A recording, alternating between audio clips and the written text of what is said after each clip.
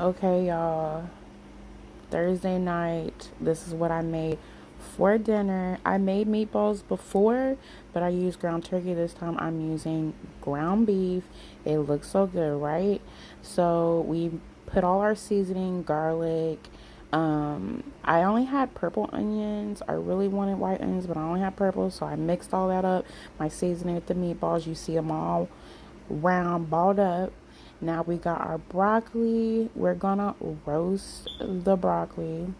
I'm showing you all the seasonings that I'm gonna put on my broccoli. We mixing it up, trying to mix it up using one hand. There we go. We put a little bit of onions and purple onions and garlic in there with seasonings. We are getting to the meatballs now. We heat up our pan. We put some olive oil in there. And there you go. Sizzle, sizzle, sizzle. We cooking those meatballs.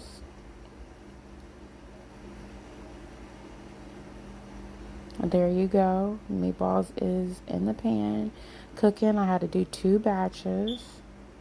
And there is some fat from the meat so that I can make gravy later. We put in some purple onions. Like I said, I wanted white, but I only had purple. Put some butter in that pan because we about to make gravy.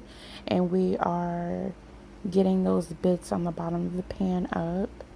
The broccoli is done. We put them in the oven for like 400 for like 20-25 minutes. Gravy's coming together. You see it.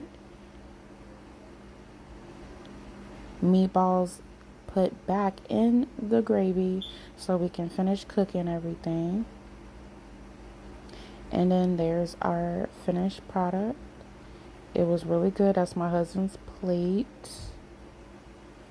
Okay, looking good, looking good. And I just wanted to, get a bite ready for y'all. It was delicious. Try it at home, alright?